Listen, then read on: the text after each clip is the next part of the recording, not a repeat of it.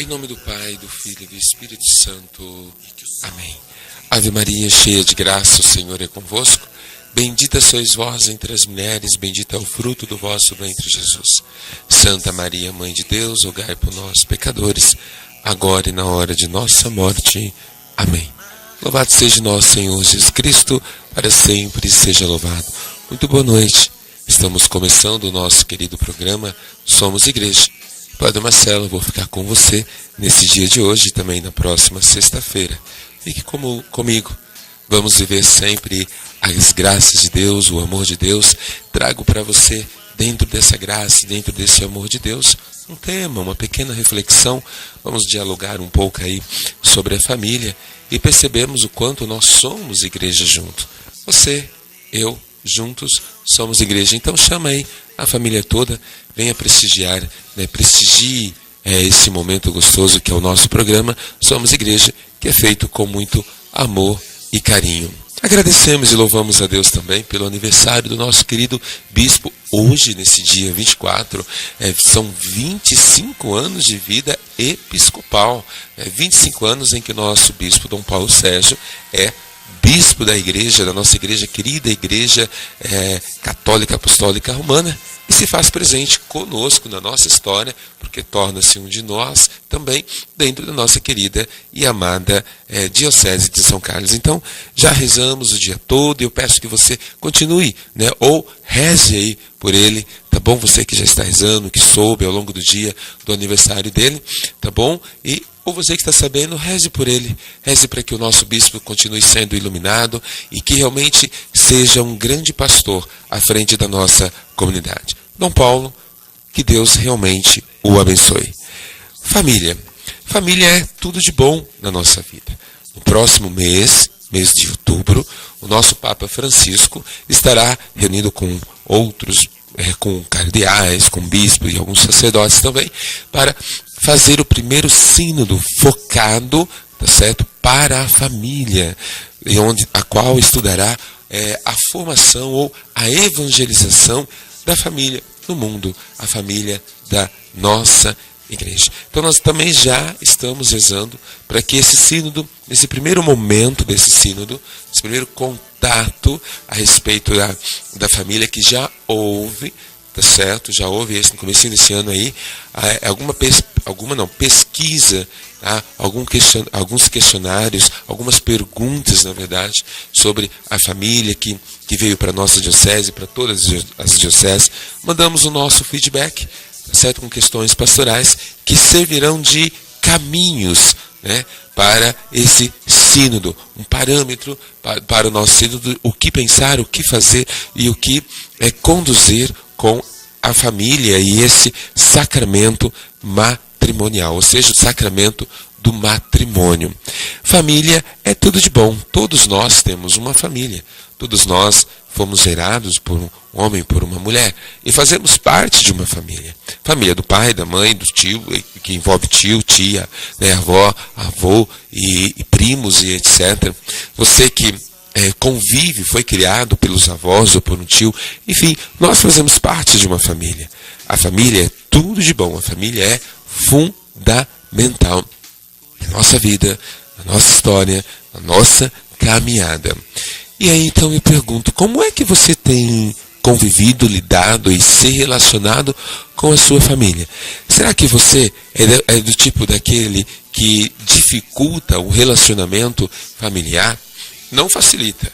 Eu tenho até costume de indagar a comunidade dizendo assim, não seja você aquele que vai complicar o relacionamento.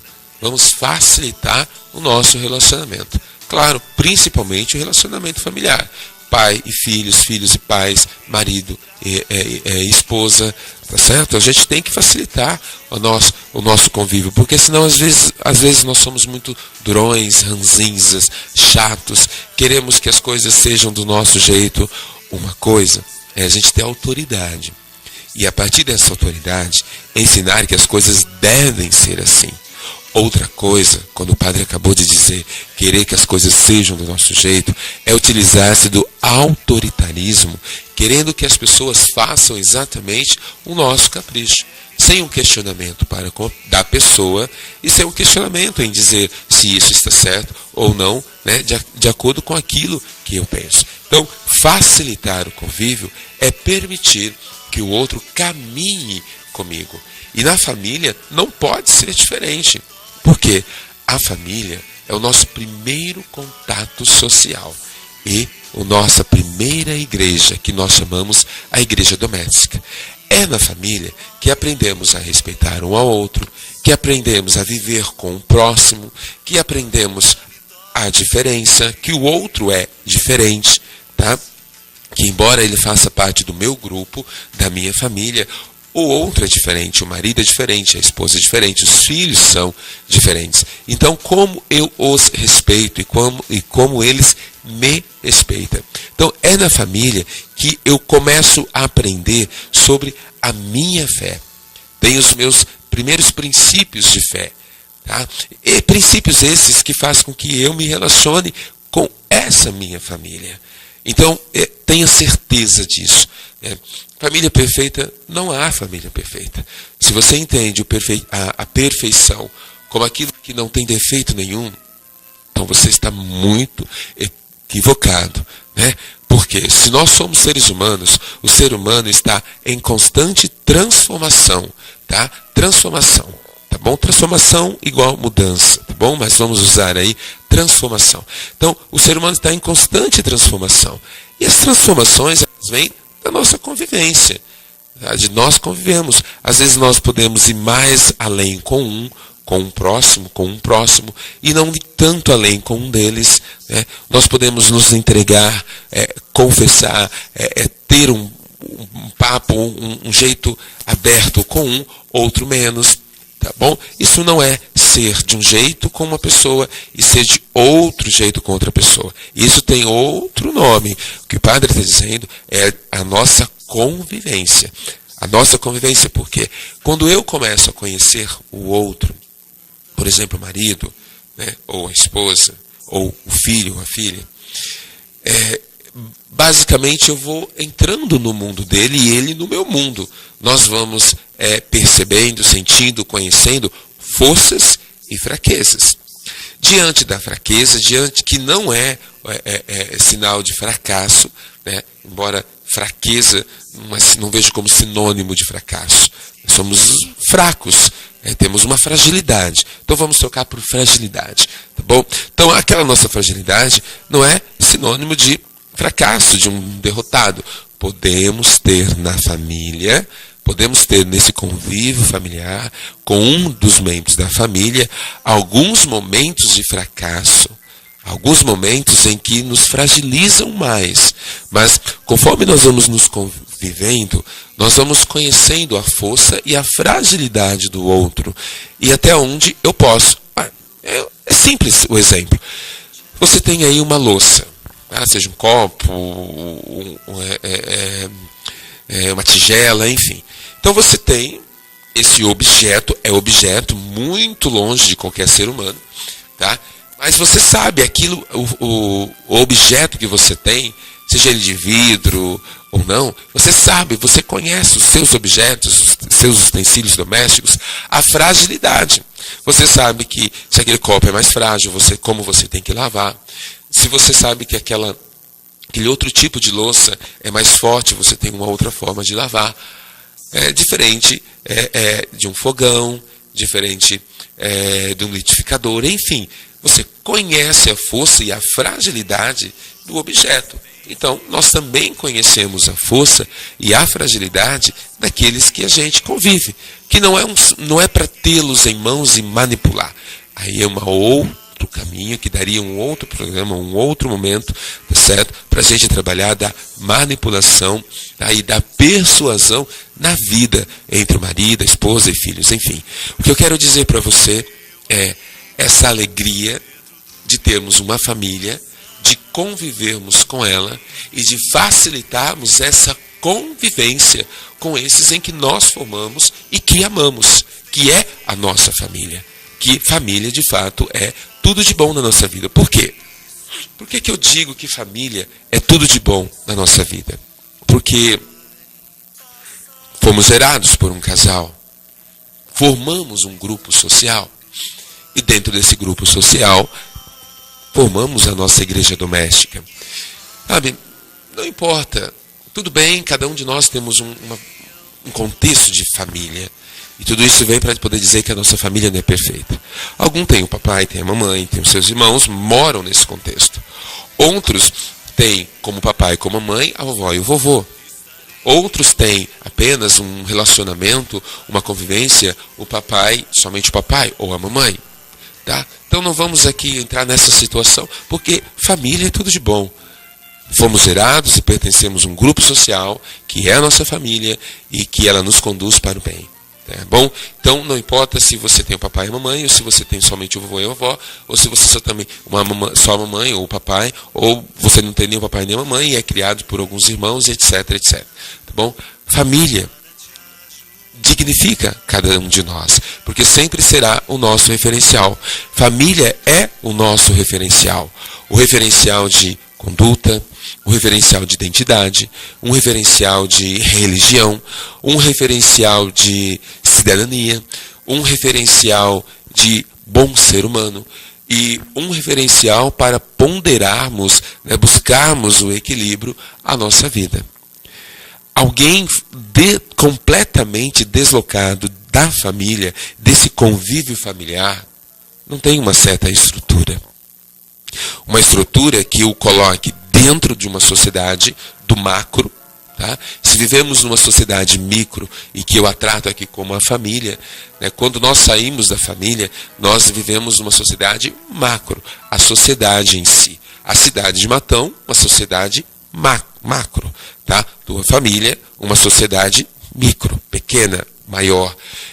É com a família que nós aprendemos a conviver e estarmos inseridos numa sociedade macro, onde nós temos pessoas de todos os tipos, de todas as formas, de todo tipo de educação, tá? E vamos tendo pessoas afins, ou seja, vamos nos identificando com outras pessoas e vamos formando outras pequenas sociedades, ou seja, micro-sociedades, tá bom?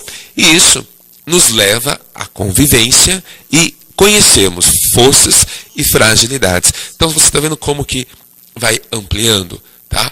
Uma sociedade micro, o teu trabalho. Se queremos entender um pouquinho como macro, a empresa. Micro, o seu departamento. A escola, macro, a sua classe, micro.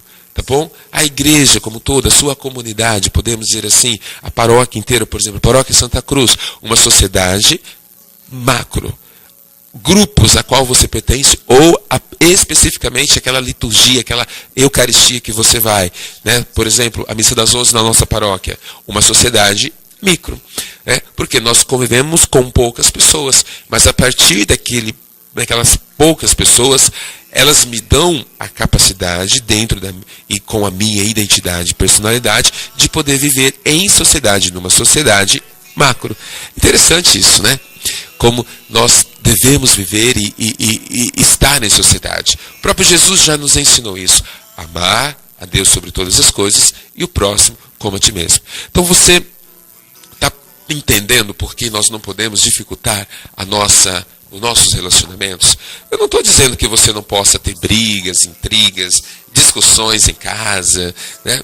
Talvez, como diz, chutar o pau da barraca, né? Tá bom? Enfim, acordar bravo um com o outro, mas dentro de um contexto familiar, e também dentro de um contexto micro, de uma sociedade micro, nós não podemos ficar sem pedir perdão um para o outro. Me fala uma coisa, como é que você pode encarar o seu amigo no outro dia, lá no teu emprego, se vocês brigaram no dia anterior e permanecem brigados, e sendo que um depende do outro para o contexto daquele produto, a formação íntegra daquele produto lá na empresa? Não tem como. Como é que você pode ver dia a dia uma pessoa e estar com raiva dela? Isso em todo contexto, em toda uma realidade micro. Por isso que a discussão ela é fundamental. Se na família, dizer, padre, minha família é perfeita, minha família realmente é tudo de bom, porque a gente não briga, a gente se entende, a gente se ama, a gente nunca teve uma discussão. Dá um pouquinho para a gente se questionar um pouquinho sobre isso, né?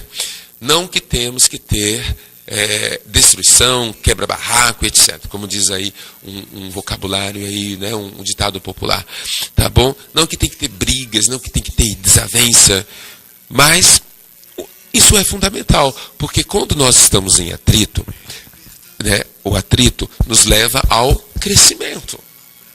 Certo? A gente precisa crescer. Vai nos lapidando. Então, a discussão, né, porque a gente tem ideias diferentes uma da outra, mesmo o marido e a mulher, né, o esposo ou a esposa, eles têm ideias diferentes, né, elas não podem convergir, elas não podem ir para cada um para o seu lado. Isso é hipótese alguma. As ideias não podem ir cada uma para o seu lado, senão não vai haver um crescimento familiar. Mas a nossa discussão, no caso eu estou dizendo do esposo e da esposa, mesmo que tenham ideias diferentes, e têm ideias diferentes, elas devem convergir para o mesmo sentido, respeitando aquilo que cada um pensa e, diante desse respeito, encontrarem uma solução única, bom para um e para o outro. E aí? Você de fato vive isso na sua família, principalmente com a tua esposa? Você tem o dever de sentar e discutir com ela para um crescimento, ver como está a educação dos filhos, como está a questão econômica dentro da família, como está o seu relacionamento com outras pessoas, né, com outros casais, com parentes em si, e aquilo que é o mais importante, o fundamental, tá certo? A sua relação com a tua esposa, em todos os sentidos. Relação de marido e mulher, relação como pai e mãe, relação de uma família. Você tem parado e discutido, dialogado, conversado e buscado soluções para que a sua família realmente não se desestruture, ou melhor, não fique desestruturada. Por que eu disse melhor? Porque a nossa família pode passar por uma certa desestruturas. E por que não? Isso nos leva a um crescimento. Permanecer desestruturadas, aí que está o grande problema, a grande dificuldade. Então, assim, assuma para você, tá? Diante da tua fé, diante da fé focada e vivida, alicerçada, sacudida em Jesus Cristo, que nos leva a uma fé celebrada, em que nós temos a graça e a oportunidade de fazê-la dentro da comunidade, dentro da igreja. Como é, então, que você tem buscado viver família, tudo de bom? Como você tem vivido, vivido no seu ambiente familiar, o que você tem proporcionado para que isso se transforme em harmonia, em alegria?